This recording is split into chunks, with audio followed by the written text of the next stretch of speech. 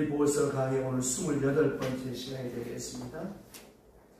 빌립보서 제4장 오늘은 14절로부터 20절까지 보겠습니다.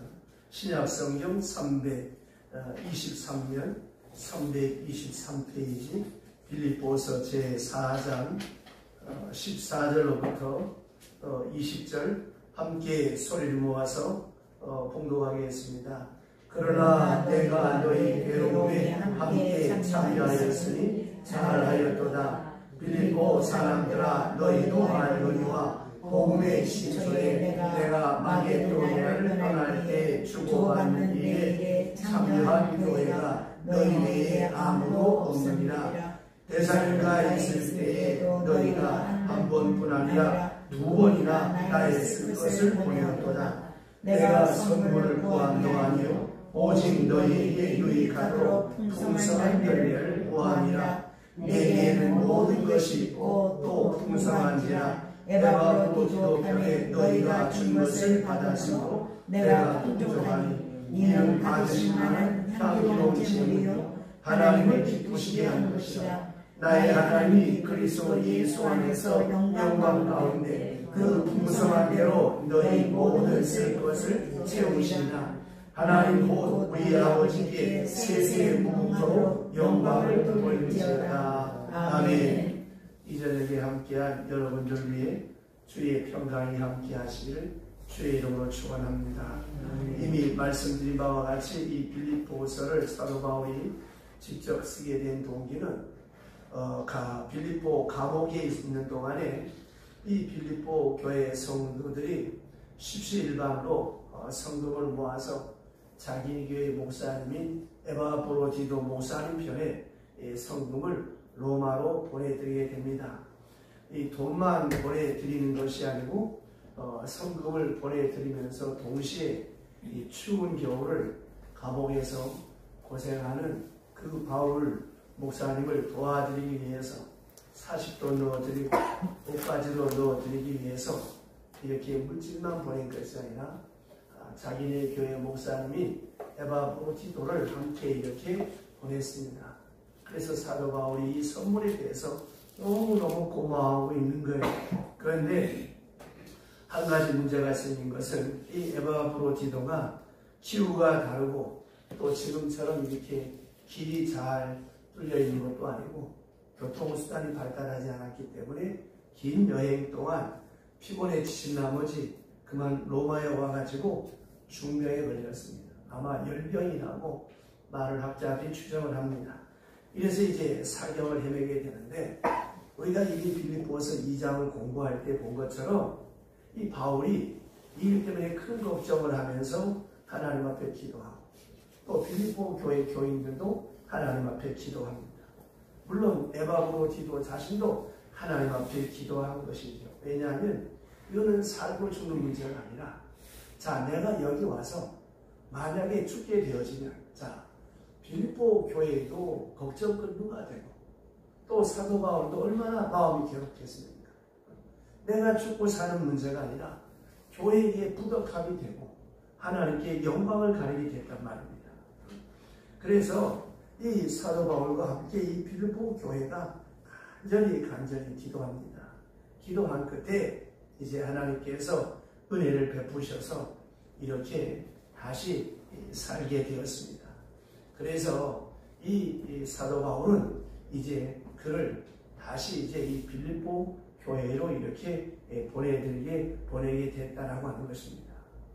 자, 이렇게 3자 빌립보 교회, 사도 바울, 에바브로디도 서로 어떤 마음입니까? 상대방을 배려하고 걱정하는 마음. 참 이 마음이 여러분 얼마나 아름답습니까? 그래서 제가 늘 여러분들께 여러분들을 위해서 새벽마다 기도하며 하고 또 권면하는 것이 여러분이 어느 자리에 가든지 기도하실 때 하나님 제가 여기 오므로 이 집이 좋아지고 이 사업장이 내가 함께한 사람이 좋아지고 내가 떠난 다음에 좋은 일이 많아지겠습니다. 혹시라도 나로 인하여 이 가정과 이 사업에 누가 되거나 어떤 부족한 일이 있어지지 않도록 꼭 기도하시라는 거예요. 그래서 예수님께서 제자들을 파송하실 때 말씀하시잖아요. 어느 집에 가든지 복을 빌어라. 설사 그 집이 복을 못 받을 것 같으면 네가 빈 복을 너희가 받을 것이다. 그러니까 우리 성도들은 어디서나 내가 먼저가 첫째는 하나님의 영광. 여러분 돈을 벌어도 몸이 아파도 어떤 내게 안 좋은 일이 생겨도 뭘 생각해야 되겠어요? 그저 나 죽는다. 이게 아니라 혹시라도 이 일로 인하여 하나님의 영광이 강해지고 혹이라도 나로 인해 다른 사람이 걱정하면 어떻게 할까? 내 속은 굶어 터져. 그러나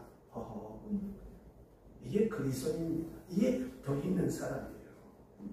그래서 이제 하나님께서 그 여기셔서 이 병이 낫게 되고 이렇게 나온 다음에 이 병으로 나온 이 기도로 얻은 이 은사, 합심에서 응답받은 이 건강한 이 에바브로디토를 다시 이제 빌립보 교회로 보내고 싶은 게 그래서 이렇게 우리가 기도하고 다 같이 기도했더니 이 병이 나오고 인해서 하나님께 영광을 돌리고 감사하고 싶었던 것입니다. 그래서 사도 바울이 에바브로디토를 빌립보로 보내면서 이 편지를 쓰게 된 겁니다. 그러니까 이 편지는 시종일관 감사로 넘치고 있습니다. 동기도 내용도 다 고맙다고 하는 일종의 감사장이요 감사의 편지입니다. 그런데 오늘 본문에 보면 이 선물 받은 것에 대한 마지막 편지를 마감하는 이 순간에 또 한 번 감사의 말을 하고 있습니다. 특별히 여기 주신 말씀의 성격을 보게 되어지면 선물이 크고 자금이 중요한 것이 아니라 무엇입니까? 그 선물의 의미, 그 마음, 그 정성을 얼마나 깊이 깨닫느냐라고 하는 것을 우리에게 말씀하는 중요한 말씀입니다. 철학에서 그런 얘기를 합니다. 상징이 통하지 않는 사람은 사람이 아니라고 했어요. 무슨 말인가 하면 우리가 물질을 주고 왔는데 그 물질만 생각하는 사람은 사람이 아니라 이게 얼마짜리지? 이거는 하급 인간이라는 거예요. 그러니까 물질만 생각하는 그런 사람이 되면 안 돼요. 비록 손수건 한 장일지라도 멸치 공다리 하나일지라도 이걸 보내는 사람의 마음과 정성을 생각하고 사랑으로 받아들이는 사람이라야 사람이라는 겁니다. 여러분 혹 선물을 받을 때 그걸 돈으로 계산하면 되겠습니까? 이게 얼마짜리? 이거는 아주 하는 인간입니다. 그러니까 종종 우리가 이 인간관계에서 보게 되면 그런 서글픈 일들이 많죠. 뭘 하나 이렇게 참 받아도 보면 참 눈물겨운 그런 선물이 있어요. 그런데 이런 형식적인 그런 선물은 왠지 모르게 마음에 와닿지 않는 거예요. 이게 참 무서운 것입니다. 제가 종종 자주 그런 말씀 드리죠. 학교 다닐 때 올리기 싫은 학생이 집 앞에서 올리기 싫겠고 인사하기 싫은데 안 할 수는 없죠. 내려고 기억한단 말이에요. 그럼 제3자가 볼 때 인사 받았어요. 그러나 서로를 알아. 교련 선생님, 그 학생 중에도 저 새끼가 나 올리기 싫어서 그런다. 알고 나도 내 자리 내가 알죠. 그러나 내가 정말 사랑하는 선생님이 저기서 와. 그거 어떻습니까?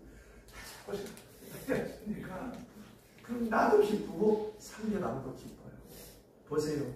속마음 안 들킬 것 같으죠? 다 나타납니다. 그러니까 사도는 지금 얼마간의 선물을 받았는지 모르지만 이 감옥에서 얼마나 그 빌립보 교회 성도들의 사랑과 정성과 기도가 감사한가를 지극히 고맙게 느끼고 그것을 신학적으로 설명하는 것이 오늘 주신 말씀입니다. 자, 오늘 본문을 자세히 보시면 자 14절 보시면 14절 다 같이 시작. 그러나 너희가 내 괴로움에 함께 참여하였으니 잘하였도다. 이 본문에 보면 괴로움에 함께 동참한 것을 잘했다. 함께 참여했다. 여러분 내가 많이 가지나 작게 가지나 함께 한다고 하는 것이 참 중요한 거예요. 저는 유행가 가사 중에 최성수의 동행이 나온 걸 참 참 좋아하고, 제가 노래를 잘 못 부르지만 꼭 그 노래는 제가 불러서 분위기 깰 때가 많아요. 남들은 막 신나는 뭐 윤수의 아파트나 막 쿵짝쿵짝 하는 걸 하는데 나는 그게 안 되는 거야. 그래서 사람들이 하지 말라도 억지로 시키면 부르는 노래 그거밖에. 거기 보면 누가 나와 같이 불어줄 사람 있나요? 참 그 대목에 가서 가슴이 찡한 거예요. 보세요. 내가 잘 나갈 때는 다 내 친구야. 내가 돈 떨어져, 건강 떨어져, 아무도 없어요. 그래서 유행가 가사지만 참 그게 의미심장하게 와닿을 때가 많습니다. 보세요. 어떤 사람이 아픔을 당했어요. 아무 말 없어도 거기에 함께 있어주는 큰 위로가 됩니다. 네, 저번에도 말씀드렸습니다만 새벽 기도 때 참 우리 교인들이 우리 알렌자리산 한번 맡아가지고 화요일마다 어떤 날은 참 마음에 분이 막 이렇게 오시고 하는데 참 고마운 거예요. 우리 배 목사님 늘 저 자리에 계시니까 내가 참 고마운 거예요. 보세요. 저분이 나한테 뭐 좋은 거 없지만 함께 있어주는 거 얼마나 큰 위로가 됩니까? 그래서 오늘 이 말씀에 너희가 괴로움에 함께 참여했다. 자, 빌보서 1장에 보게 되면 두 가지를 말하는데 너희는 내 은혜에 참여했다고 했고 오늘 본문에는 4장 14절은 나의 괴로움에 참여했다. 은혜와 괴로움. 자, 은혜라는 말은 뭐예요? 기쁨이라는 말이죠. 헬라 원전 카리스 똑같은 말입니다. 자, 사도 바울의 기쁨에 참여하고 사도 바울의 괴로움에 참여하고 함께했다. 여기에 대해서 사도 바울이 기뻐하고 감사하고 있는 겁니다. 리차드 리버라고 하는 교수가 기독교 윤리에 대해서 이 세계적인 대가인데 그분이 쓴 책 가운데 Responsible Self라고 하는 책이 있습니다. 우리나라 말로 번역되기는 응답적인 자아라고 하는 그런 책인데 이걸 한국말로 번역하면 응답적인 자아, 책임적인 존재라는 그런 뜻으로 이렇게 번역을 할 수 있습니다. 자, 그 책에 보면 세 부류의 사람을 말하는데 첫째가 목적지향적인 사람이 있다라고 하는 거예요. 다시 말하면 극단적인 이기주의자로서 수단과 방법을 가리지 않는 자기가 원하는 목적을 위해서 무슨 방법, 무슨 수단들 다 쓰는 요새 우리나라 어떤 정치인 같은 사람 누가 말 안 하겠습니다. 아주 극단적인 이기적인 사람 남이야 몇이 죽어 넘어지든 말든 나만 살기 위해서 남 죽이는 건 뭐 눈도 깜짝 안 하는 거예요. 그런 사람. 다시 말씀드리면 나 하나 성공하고 부하고 출세하기 위해서 다른 사람 망해도 좋고 가난도 좋다. 참 나쁜 사람이죠. 이걸 성경적으로 비유하면 선한 사마리아 사람 비유 중에 강도 같은 사람. 그 사람 죽든지 말든지 돈만 뺏으면 되고 그저 그냥 쳐 죽여서 돈만 뺏어가고 나만 잘 되면 좋겠다. 그저 돈만 생각하는 자기가 어떤 것을 추구하기 위한 목적만 이루고자 하는 사람. 목적 지향적인 그런 사람이 있다는 거예요. 이런 사람들 때문에 세상이 시끄러워요. 두 번째가 뭐냐면 이 사람은 공동체의 규범에 전적으로 예속된 사람. 쉽게 말하면 자기가 만들어놓은 규범이 있어요. 틀이 있어요. 거기에 딱 매여서 살아가는 사람. 소위 말하는 지성인이죠. 남은 상관하지 않아. 이것도 이기적인 사람인데 다른 사람과 관계는 없고 내가 옳다고 정해놓으면 내가 정해놓은 옳은 방법대로 혹은 어떤 공동체 속에 예속이 되어서 거기에 나오는 규칙, 규범을 따라 살아가는 사람. 이 사람도 선한 사마리아 사람에 비유해서 예를 들어서 리차드 리버가 말하는데 거기 보면 누구냐? 레위 제사장 같은 사람. 자, 지금 지나가다가 불안당 강도를 만나서 죽어가고 있습니다. 근데 이 죽어가는 사람을 보지만 아이고 내가 저 사람 건드렸다가는 제사 드리는 사람인데 만약에 저 사람 만지다가 죽어버리면 시체를 만지는 것이 부정한 일이 되어서 내가 제사를 드릴 수 없다. 나는 제사장이니까 제사가 중요한 거지. 까짓 저 죽어가는 사람 죽든지 말든 뭔 상관이냐. 이렇게 생각하는 사람. 레위 사람 내가 성전에서 봉사하는데 그걸 중요시 지켜야지. 저 죽어가는 사람 내가 뭐 손대든 아니든 뭔 상관이냐. 나는 정말 중요한 일이 있다. 이렇게 자기 틀에 매여 사는 사람. 다시 말씀드리면 자기 할 그것만 하고 다른 사람에 대해서 눈앞에 죽어가는 사람이 있든지 말든지 뭐 굶던 사람이 있든지 말든지 그건 나와 아무 상관이 없어. 내 규범에 매이는 사람, 어떤 공동체의 규범을 철저히 지키면서 그것으로 자기 할 일 다 한 그렇게 생각하는 사람. 다시 말하면 내가 뭐 저 사람 때렸나? 내가 저 돈 뺏었나? 살인나 하지 않았으면 됐지. 내가 도적질 하지 않았으면 됐지. 내가 뭐 저 사람 뺏은 거 있나? 그저 죽어가는 사람 뭐 보면 어때? 이렇게 자기 틀에 매여 사는 사람. 그러나 여러분, 여기서 우리가 한 가지 깊이 생각할 것이 있어요. 죽어가는 사람 보고 도와주지 않는 것도 살인입니다. 근데 이 사람은 그 생각을 안 해요. 나는 손 안 냈다. 나는 강도 아니다. 이렇게 자기가 세우는 규범과 철학에 매여 살아가는 사람. 그 다음에 리차드 니버가 말하는 세 번째 사람이 있습니다. 책임적인 존재라는 거예요.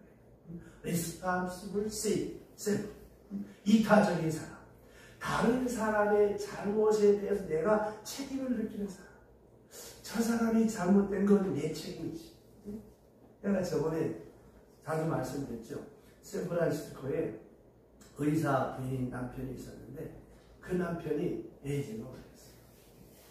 우리 같은 일같이 저희가 끝났다 이혼하고 끝냈겠죠. 근데 이 부인은 하나님 앞에 자신을 돌아보며 엄청난 사건 앞에서 회개한다. 내가 의사랍시고 바깥으로 놔돌다 보니까 우리 남편이 외로워서 저렇게 죽어가는 모습에 걸렸다. 오히려 남편의 잘못은 내 책임이라고 생각합니다. 그리고 회개합니다. 그리고 사랑을 하고 잠자리를 해요. 그럼 죽는 줄 알면서도 그렇게 함께 부부 생활합니다. 놀랍게도 그 에이즈가 치료가 돼요. 부치료요. 이게 여러분 위대한 사랑의 힘입니다. 보세요. 다른 사람 잘못한 거 내가 책임집니다. 저 사람 가난하게 된 거 아이고 내가 도와주지 못했기 때문이구나. 내가 저 사람과 함께 하지 못했구나. 이런 연대의식 책임을 가지는 사람. 예를 들면 우리 아이들이 공부를 못하고 또 그럴 때 너희가 왜 너무 비싼 돈을 공부 중에 공부를 못하냐? 윽박지를 것이 아니라 내 할 일 다 했다 큰 소리 칠 것이 아니라 내가 뭔가 잘못한 게 있는 것 같구나. 네가 공부 잘못하고는 다 내 책임이다. 절반은 내게 책임이 있다. 이렇게 생각할 줄 아는 사람. 이 사람이 바로 responsible self, 책임적인 존재라는 거예요. 우리 사회가 잘못된 것도 어떻습니까? 우리 책임이요. 이 세상이 잘못된 것, 우리 그리스도인들의 책임이다. 이걸 느낄 줄 아는 그런 존재가 되어져야 바른 인간이라고 하는 거예요. 그래서 리차드 리버의 Responsible Self라고 하는 책에 그와 같은 내용이 있습니다. 이제 생각해 보십시다. 오늘 본문에 나타난 말씀은 뭐예요? 세 번째 사람, 책임적인 존재를 말. 함께 느끼고 함께 즐거움을 체험할 줄 알고 함께 생각할 줄 아는 사람. 그러니까 우리가 쉽게 말하자면 적어도 바꾸어 생각할 줄 아는 사람. 내가 지금 부하자고 합시다. 저 사람이 가난해. 그럼 어떻게 해요? 내가 가난하다며 이렇게 생각할 줄 아는 사람. 여러분 그런 일이 있었어요. 어느 구역장 집에 아들은 시험에 떨어졌어. 대학시. 구역은 집사집에 아들은 붙었어. 이 집사님 집에서는 붙었다고 미안해 말도 못해. 구역장은 또 떨어졌으니까 구역장들 보기도 참 민망해. 근데 참 이 구역장이 훌륭한 것이 자기 집에 구역예배를 다 불러보고 잔치를 했어요. 내 아들을 위해서가 아니라 구역 식구 집사들 합격했다고 축하 파티를 들었어요. 얼마나 훌륭합니까? 이게 예수를 잘 믿는 거야. 백날 기도하고 뭐해? 맨날 교회 앞까지 뭐하냐? 얼마나 멋있습니까? 이게 여러분 우리 성도들이 취하게 될 아름다운 믿음의 자세입니다. 이러한 사람은 사실상 다른 사람의 기쁨이 내게 전달되기도 하고 다른 사람의 아픔도 내게 전달이 되죠. 이게 바로 사랑이라고 하는 것입니다. 사랑을 돈 몇 푼 던져주는 걸로 생각하면 안 되는 거예요. 그러니까 여러분 보세요. 자녀들의 몸이 아플 때 어떻습니까? 부모는 더 아프잖아요. 애가 막 열이 40도씩 오르는데 하면 그 엄마는 어때요? 그 부모는 어때요? 더 괴롭잖아요. 구약에 보면 창세기 하갈이 이제 아들 이스마엘과 함께 내쫓김을 당합니다. 광야를 지나가는데 물이 없어서 막 목이 다 죽어가요. 목말라 죽어가는 이 아들을 이 하갈이 볼 수가 없어서 아이를 아예 버리고 멀리 도망갑니다. 차마 그 목말라 헐떡헐떡 아들을 볼 수가 없고 너무 괴로워 앉아서 멀리서 울고 있습니다. 그때 하나님의 사자가 그를 가르쳐 주어서 물을 줍니다. 물이 있으니 물을 먹여라. 그래서 살려냅니다. 그 죽어가는 아들을 볼 때 어머니 하갈은 자신이 춤을 추게 돼요. 그와 같다는 말입니다. 우리가 아픔을 내가 함께 느끼고 동시에 기쁨도 함께 느낄 줄 알아야 합니다. 근데 문제는 아픔에 대해서 우리가 함께 잘 위로를 해요. 근데 친구 남편이 승질을 냈어. 그만큼이 내가 아파. 또 나와 관계 있는 사람의 집이 잘 되는데 우리 집은 잘 안 됐어. 속이 배가 아프다. 이게 다 사람들의 보편적인 심리인데 이거를 가라앉히고 하나님 이 마음 가라앉히고 기쁜 마음으로 축하할 수 있는 사람이 되게 해주세요. 기도하면서 내가 아무리 괴롭고 어려운 일이 있어도 상대방의 기쁨이 있으면 함께 기뻐할 줄 알아야 돼요. 그런 경우가 있습니다. 자, 내게는 불행한 일이 많지만 우리 친구 아들이 잘 됐다든지 친구 남편이 잘 됐다든지 혹 누가 잔치를 한다든가 할 때 자, 내게는 별로 기쁜 것도 괴로운 일이 있어요. 그러나 그 기쁨에 함께 참여하고 함께 잔치에 즐거워하는 것 이것이 얼마나 아름답습니까? 그래서 오늘 성경 말씀은 함께 느끼고 함께 체험하는 것 그것에 대해서 감사하고 있습니다. 실제로 아픔이 전달되고 실제로 기쁨이 전달되는 거예요. 여러분 괴로운 사람하고 자꾸 이야기하다 보면 상대방과 그 오랜 시간 이렇게 함께 이야기하다 보면 그 아픔이 내게도 전달돼요. 그래서 끝나고 헤어지고 돌아오면 내 머리가 아프고 내 몸도 아픕니다. 이게 뭘 말하는가 하면 그 상대방의 아픈 무거운 마음을 함께 내가 공유했다는 거예요. 그런데 기쁨도 그렇다라고 하는 것입니다. 기쁨도. 이것이 바른 신앙의 모습이고 바른 인간관계입니다. 자, 그러면 빌립보 교인들도 이 사도 바울이 감옥에 있을 때 감옥에 있는 바울의 그 고통, 바울이 당하는 그 고통을 자기들의 아픔과 고통으로 받아들이고 거기에 함께 참여했어요. 또 바울이 감옥에서 받는 은혜가 있습니다. 고통만 있는 것이 아니겠죠. 신령한 기쁨을 누리고 있을 때 그것도 함께 동참했어요. 그래서 은혜에 동참했고 고난에 동참한 거 이거를 사도 바울이 감사하고 있는 거예요. 여러분 우리 인간관계를 바르게 만들어가는 키워드가 뭐냐? 바로 이 두 가지입니다. 상대방의 아픔에 내가 함께 해보세요. 그 사람이 나한테 많이 잃어봤습니다. 상대방이 기쁠 때 함께 기뻐해보세요. 그 즐거움이 다는 나와 함께 할 것입니다. 그래서 이렇게 구체적으로 함께 참여할 수 있었음에 대해서 감사하면서 바울은 구체적으로 이렇게 함께 참여할 수 있었던 것에 대해서 조목조목 말하는데 첫째가 위하여 기도했기 때문이다. 여러분 정말로 그렇습니다. 정말로 위하여 기도하는 분, 사랑하면서 위하여 기도하는 분이 있으면 분명히 그분과 여러분 사이에 요새 소위 말하는 텔레파시가 신앙적으로 말하는 영적인 교감이 함께한다고 하는 것입니다. 어떨 때는 꿈으로도 전달돼요. 이쪽에서 괴로움을 당할 때 저쪽에도 전달되어지는 것을 우리가 보게 됩니다. 특별히 저는 그런 것을 자랑 같아 죄송합니다만은 느껴질 때가 많아요. 제 친구 한 사람은 새벽마다 천주교 신자인데 걔는 진보라서 내가 별로 안 좋아하는데 그래도 나를 위해서 기도를 해요.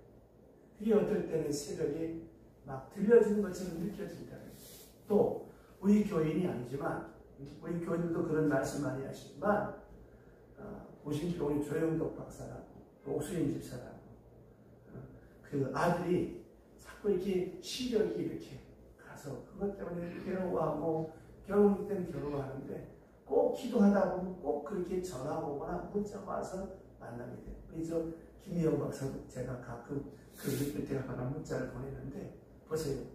누군가를 위해서 애정어린 마음을 담아서 기도하면 이런 것이 서로 교감이 된단 말이에요. 여러분 그런 얘기 많이 듣잖아요. 멀리 계신 분인데 밤에 잘 때 말입니다. 꿈에 그 아버지가 하얀 두루마기를 입고 와서 문안을 하고 가더라는 거예요.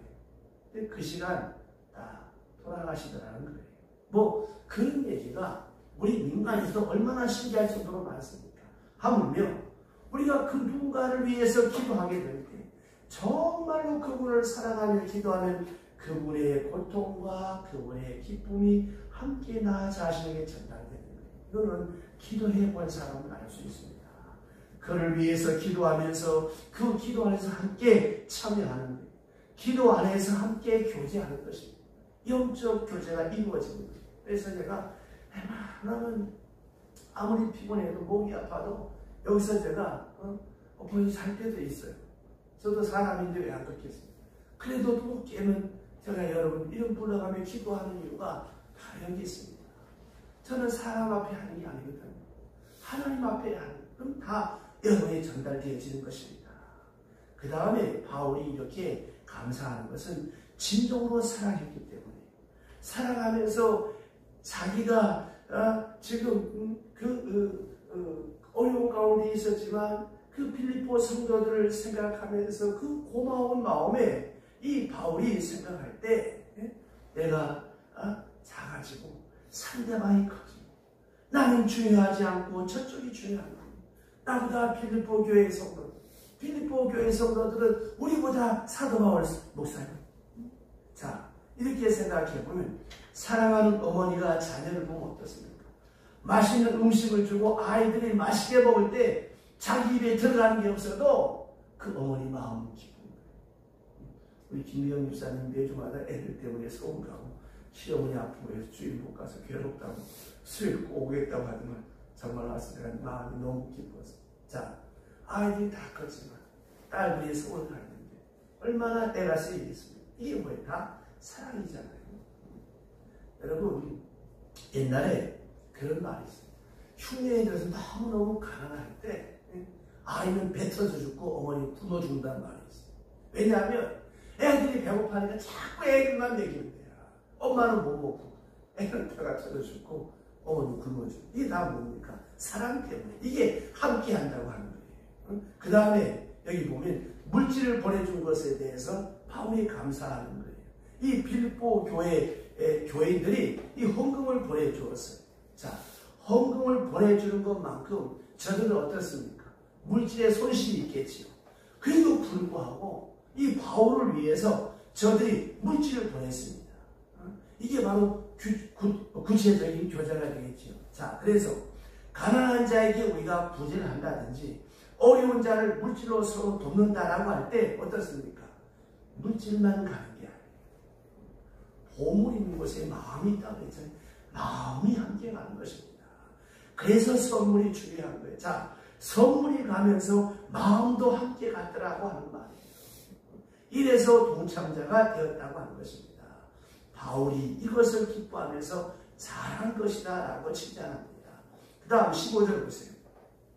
자, 15절 다 같이 시작. 빌립보 사람들아 너희도 알거니와 복음의 시초에 내가 마게도냐를 떠나 주고 받는 일에 참여한 교회가 너희 외에는 아무도 없었느니라. 아멘. 자, 이렇게 빌립보 교회 성도들을 칭찬하고 있습니다. 자, 보세요. 우리말에 그런 말 있죠. 고기도 먹어본 사람이 먹는 거예요. 이 베푸는 사람, 남 주는 것도 주는 사람이 주지 안 주는 사람은 안 주는 거예요. 나는 가끔 우리 교인들한테 감사한 게 있어요. 어떤 분은 우리 교회 목사님이 아니야. 나랑 같이 함께 식사를 하는데 내 존재만이 아니라 그분 것까지 준비해. 내가 깜짝 놀랐어요. 내가 뭐 시킨 것도 아니었어요. 예, 그분은 늘 그렇게 생활을 하는 거예요. 그러니까 하나님이 복음이시죠. 그래서 오늘 바울이 칭찬하잖아요. 이 빌립보 교회는 은혜를 아는 사람이었어요. 다른 교회는 그렇지 못했습니다. 이게 오늘 처음 있는 일이 아니라는 거예요. 오늘 처음으로 사도 바울이 이렇게 한 것이 아니고 전에도 한두 번 돕고 계속 이렇게 하더니 오늘도 도왔구나. 역시 이 선행이라고 하는 것은 우연한 것이 아닙니다. 은혜도 역시 순간적으로 이루어질 수 있는 것이 아니라는 거예요. 이 빌립보 교회는 늘 사도 바울이 이렇게 도왔어요. 그러다가 이제 또 돕게 되었습니다. 그러면 특별히 주고받는 일에 참여한 교회라고 하는 말을 씁니다. 이 말의 뜻을 깊이 생각해보면 헬라 말로 도세오스카이 렘프세오스라고 하는 말인데 제가 왜 이 말을 굳이 여러분 잘 아시도 못하는데 헬라 말을 쓰는가 하면 이 말을 영어로 옮기면 기부의 리시빙이라고 하는 거예요. 주는 일, 받는 일, 주고받는 일, 주는 일, 받는 일에 참여했다고 하는 것입니다. 이게 바로 인격적인 관계를 말하는 거예요. 여러분, 세상은 주고받으며 살게 되어져 있지 않습니까? 근데 어떤 사람은 자기는 주는 줄만 아는 그런 사람이 있어요. 나는 받은 것은 없다. 어떤 사람은 나는 맨날 받기만 한다. 그런 생각을 합니다. 이 둘 다 잘못된 것이죠. 어쨌든 사람은 이 주고받는 일에 균형이 이루어져야 하는 거예요. 한 인격으로 말하면 이렇습니다. 나는 많은 것을 받았다. 그리고 주기도 한다. 주기도 하고 받기도 한다. 하는 이런 마음을 가져야죠. 나는 주기만 한다. 나는 받기만 한다. 그런 생각은 잘못된 생각입니다. Give and take. 이 균형을 바르게 이루어가야 이것이 인격적인 관계가 되는 거예요. 자, 주기만 하면 교만해지고 폭군이 되고 왕이 됩니다. 자기가 나는 주기만 하는 사람이다. 아주 교만한, 나는 남에게 신세진도 없다. 이 사람은 아주 몹쓸 사람이죠. 그렇지 않습니까? 또 거기에 대해서 나는 받기만 한다. 나는 받기만 하는 사람이다. 나는 줄 필요 없다. 왜? 나는 워낙 가난해서 아무것도 줄 것이 없다. 나는 그저 모든 사람으로부터 받기만 할 자격이 있다. 내가 누구를 주긴 뭘 주느냐? 이 줄 줄 모르는 사람. 이 사람은 노예입니다. 노예 근성을 가진 사람. 이것도 잘못된 것입니다. 언제나 주고받아야 하는 겁니다. 그러면 물질을 주고 꼭 물질을 받습니까? 아니지요. 때로는 정말 물질을 받고 고맙다고 하는 마음이라도 받아야죠. 마음이라도 주고받아야죠. 그 말 한마디에 천냥빛을 감다는 말 있지 않습니까? 받았을 때 정말 고맙습니다. 이 말 한마디 이것도 주고받는 거예요.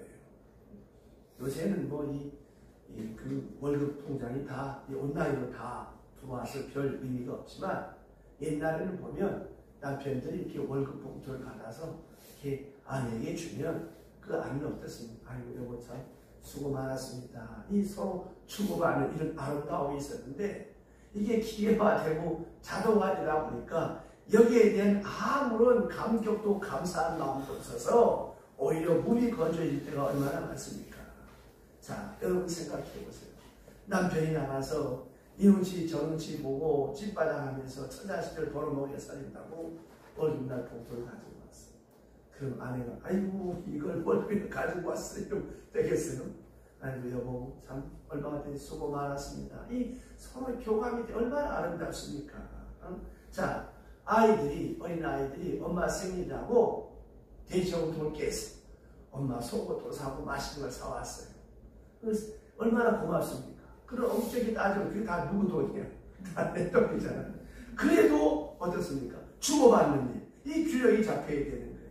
그래서 사도 바울이 이 신학적 견지에서 말씀하기를 고린도전서 9장 11절 이하에 보면 신령한 것을 주고 물질적인 것을 받는다. 그런 말씀이 나옵니다. 자, 이 말이 무엇인가 하면 이 사도 바울은 저들에게 복음을 주었어요. 영생의 복음을 전해주고 말씀을 주었습니다.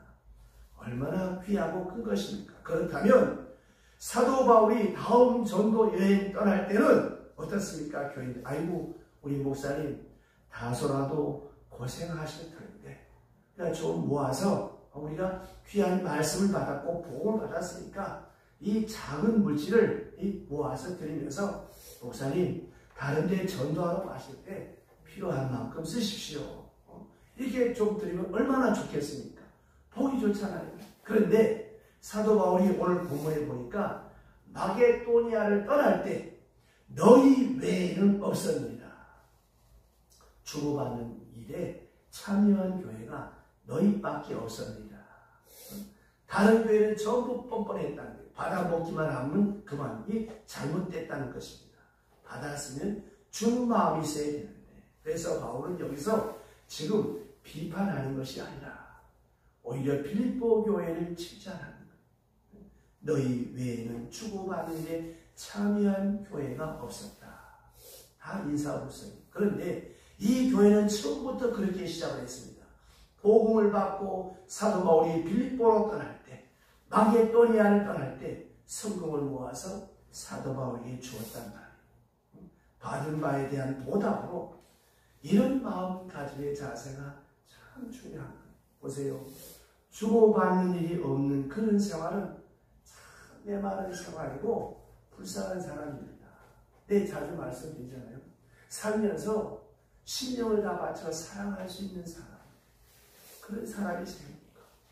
내가 뭔가를 열정을 다 쏟아서 일할 수 있는 어떤 대상이 있어야 행복하고, 누군가 위해서 선물을 줄 수 있는 마음, 뭔가를 남에게 줄 수 있는 마음이 있는 사람이라야 행복한 사람이다.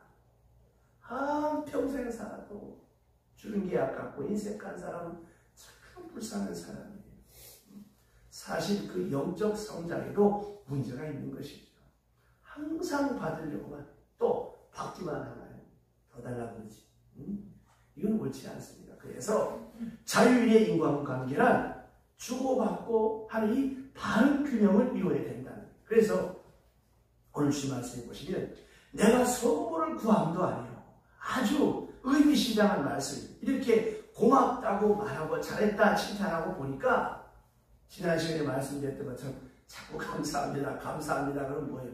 더 달라고 하는 것처럼 비춰지기 쉽거든요. 그래서 바울이 이런 오해를 무릅쓰고 하는 이야기가 오늘 본문에 보니까 너희의 유익하도록 풍성한 열매를 구합니다. 자, 17절, 17절 큰 소리 시작. 내가 선물을 구함도 아니요 오직 너희에게 유익하도록 풍성한 열매를 구합니다. 아멘. 자, 내가 선물을 또 달라고 오해하는지 몰라도 이 사람들아 그건 아니다. 다만 이렇게 너희들을 칭찬하는 것에 이제 유익하도록, 너희에게 복이 되도록, 너희에게 유익하도록, 너희에게 좋은 일이 있어질 수 있도록, 이런 체질이 되도록, 이런 성도가 되도록 내가 한두 번 끝나는 게 아니고 너희로 하여금 복된 사람이 되게 하기 위하여 내가 이렇게 애정어린 당부를 한다. 이 말입니다. 가끔 제가 여러분에게 11조 설교를 하고 절기헌금 설교를 할 때가 있어요. 그거 여러분 제가 제 배불리려고 하는 겁니까? 절대 아닙니다.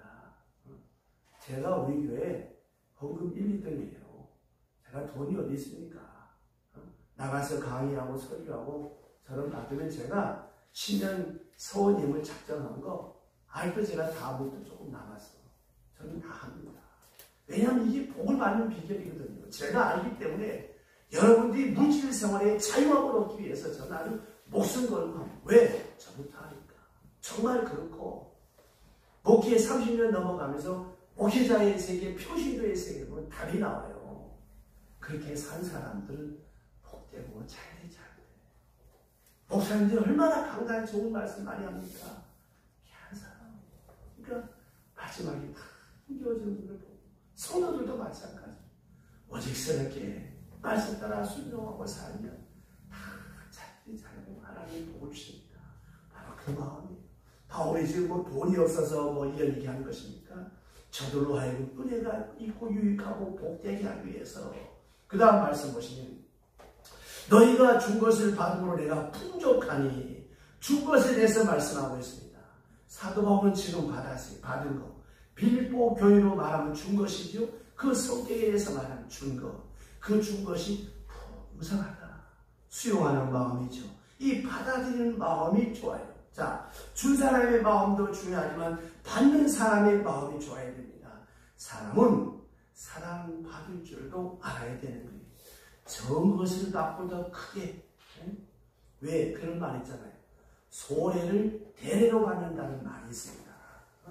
작은 것을 받았지만 소중히 여기는 거예요. 가끔 양고사님이 그 밀양에서 가신 호박이가 천년을 가지고 얼마나 참 감사하지. 옛날에 시골에서 제가 28살 처음 전도사로 목회하러 갔을 때 그 쪽파, 목사님이 그 첫 예물이 쪽파 뽑아. 가을 호박이 이제 늙은 호박. 처음 얻은 갖고. 이게 얼마나 아름답습니까? 그 작은 것이지만 이걸 크게 감사하는 얼마나 아름답습니까? 하나님 앞에도 그렇습니다. 언제든지 우리는 받은 바를 족한 줄로 알고 풍성합니다, 넘칩니다 하는 이런 마음.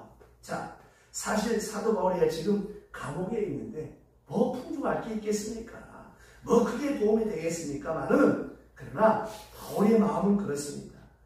바울은 은혜스러운 마음으로 이렇게 말하는, 너희가 보내준 거 만족하다, 풍성하다. 그 다음 두 번째가 중요한 거예요. 자, 19절 보세요.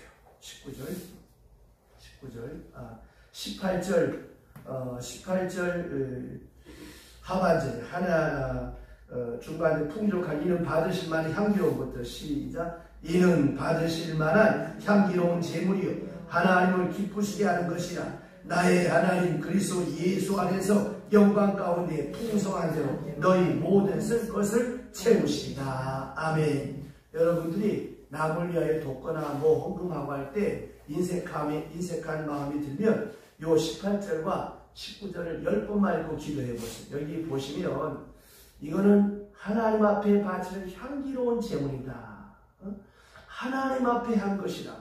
하나님 앞에 향기로운 제물이라고 이 바울이 축복합니다. 자, 예수님께서도 친히 말씀하셨어요.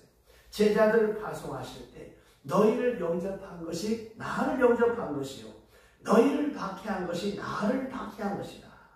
선자 이름으로 선자를 대접하면 선자의 상을 받을 것이고, 그러니까 이 제자들을 그리스도의 사람으로 대접하고 영접하면 뭐라고 했습니까?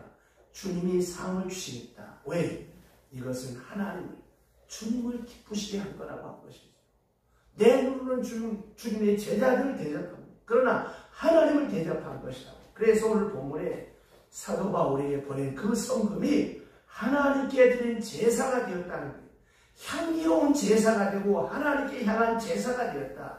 이 향기로운 제사가 되기 위해서 몇 가지 갖춰야 될 것인데, 첫째가 믿음으로 드려야 합니다. 아벨이 하나님 앞에 믿음으로 드림으로 하나님 앞에 그 제물이 상달됩니다. 향기로운 제물은 믿음으로 드려야 돼요. 순종하는 마음으로, 믿음으로. 그 다음 두 번째는 낙헌제라고 하는 말이 성경에 많이 나옵니다. 이 말이 뭐냐면 자원하는 마음으로 드려야 돼요. 하나님이 드리자고 해서 드리는 것이지만 우리가 생각할 때 억지로 마지못해 죽지 못해 드리는 것이 아니라 스스로 자원해서 드리는 것. 다윗이 복을 받은 이유가 뭐라고 했어요? 하나님께서 성전 지으라고 말한 적이 없습니다. 나는 옥향목 궁궐에 사는데, 백향목으로 진 궁궐에 사는데, 하나님의 집은 저 성막 속에 초랑에 있으니까 자원해서 성전 지으려고 발상을 했는데, 그런 생각을 했는데, 하나님께서 기뻐하신 이유가 자원해서 했기 때문에 하나님께서 기뻐하셨다는 것입니다. 여러분, 우리가 무슨 선한 일을 할 때 누구 때문에 하는 것도 아니고 눈도장 찍으려고 하는 것도 아니고 자발적인 마음으로, 자원적인 마음으로 해야 하나님께 기쁨이 되는 거예요. 제가 늘 말씀드리잖아요. 헌금할 때 인색한 마음, 아이고 해야 될 말 안 해도 괜찮아요. 그런다고 조심하는 것도 아니고 천당 못 가는 것도 아니에요. 그러니까 우리가 늘 어떤 일을 할 때 기쁜 마음으로, 감사하는 마음으로, 또 하나 조심해야 될 것은 이거 드려가지고 복 받겠다든지 복을 따내겠다든지 다른 사람 하는 것 봐가지고 얼마 해야 되겠다, 이런 것은 별로 좋은 게 아닙니다. 자원하는 마음으로. 미 육군 사관학교에 우리나라 육군 소령이 이제 연수를 갔습니다. 주일날에 친구들이 다 교회를 가는데 자기만 예수도 안 믿으니까 교회를 안 가는 거예요. 안 가보니까 너무 심심해서 이제 하루는 같이 따라갔는데, 미국 교회는 우리 같은 데서 은쟁반에다 먹는 거야. 누가 10불 넘으면 10불 다 보이고 100불 넘으면 100불 다 보이는데, 헌금을 해야 되는데 1불짜리가 없는 거야. 암만 봐도 50불짜리, 그리고 저 100불짜리 큰 돈밖에 없는 거야. 하다가 은쟁반에 왔어. 50불짜리 나왔어. 아까워 죽겠다. 근데 옆에 친구를 보니까, 미국 친구를 보니까 그도 50불짜리를 내고 40불을 내라는 거야. 아이고, 내가 저거를 몰랐구나. 지루할까봐 제가 말씀드리는 거예요. 보세요. 이거는 헌금이 아니죠. 이런 것은 다 하나님을 기쁘시게 하는 게 아닙니다. 옆에 사람 봐가면서, 다른 사람 봐가면서 하는 이런 것은 아름다운 것이 못돼요. 자원하는 마음으로 드려야 향기로운 예물이고, 그 다음에 감사하는 마음으로. 이게 무슨 말인가 하면, 감사에 대해서 보답하는 의미가 아니라 더 중요한 것을 드릴 수 있는 마음 주심을 하나님 앞에 감사하는 거예요. 자, 보세요. 하나님이 내 마음에 그런 감동을 주시지 않으면 내가 할 수가 없는 거예요. 바칠 수 있는 마음 주신 것을 감사하고 기뻐해서 하나님 앞에 바치는 것이 향기로운 제물입니다. 빌립보 교인들이 사도 바울을 도운 것이 바로 이런 마음이었습니다. 그래서 사도 바울은 신학적으로 해석합니다. 이것은 풍성한 것이요, 이것은 하나님께 드리는 향기로운 제물이요, 이것은 하나님을 기쁘시게 하실 것이다, 이렇게 해석하고 있습니다. 그러므로 하나님을 기쁘시게 했기 때문에 그 다음 말씀 보세요. 그 다음 말씀 보시면 하나님이 채우시리라. 프레로세이, 하나님이 채우신다. 하나님께서 풍성하게 넘치도록 채우신다는 말입니다. 자, 뭘로 채우시는가 하면 너희 모든 쓸 것을 채우신다. 어떻게? 하나님을 기쁘시게 하는 일이기 때문에. 그러기 위해서 바치는 일에는 여러분 절대로 손해나지 않습니다. 이걸 경험하고 사는 사람은 바치는 일에 대해서 인색하지 않고, 왜? 이걸 체험했기 때문에 하나님이 반드시 채워줍니다. 어느 모양, 어느 손길을 통해서도 하나님이 반드시 채워주십니다. 두 번째, 그의 풍성함을 따라. 여러분, 사람의 손이 크겠습니까? 하나님의 손이 크겠습니까? 제가 자주 말씀드렸잖아요. 어떤 어린아이가 체리가위 앞에서 침을 꼴딱꼴딱 삼키고 있으니까 체리가위야, 한 손 집어서 먹어라. 먹어. 안 집는 거예요. 그러다 아저씨가 한 손 집어줄까? 두 손을 받았어. 가다가 엄마가 물었어. 야, 너 왜 안 집었냐? 엄마, 내 손은 작잖아. 여러분, 아무리 절약하고 아껴보세요. 다 새나갑니다. 하나님이 큰 손 한번 풀어주시면 풍성한 손길로 채우시는 거예요. 그리스도 예수 안에서 하나님께서 넘치도록 채우십니다. 그 다음에 영광 가운데 채우신다고 했습니다. 이 말이 뭐냐면 땅에서만 채워주는 것이 아니라 하늘로 통한다고 하는 거예요. 영광 가운데 채우시는 것입니다. 땅에서 선한 일인데 이 사도 바울에게 드린 선물이지만 땅에서도 너희 쓸 것을 채워주시고 풍성히 채워주실 뿐만이 아니라 영광 가운데 하늘에서까지 채우신다는 것입니다. 사도 바울이 이렇게 선물을 받고 신학적으로 해석합니다. 그러므로 감사하다. 하나님 곧 우리 아버지께 세세 무궁토록 영광을 돌릴지어다. 이렇게 결론을 맺고 있습니다.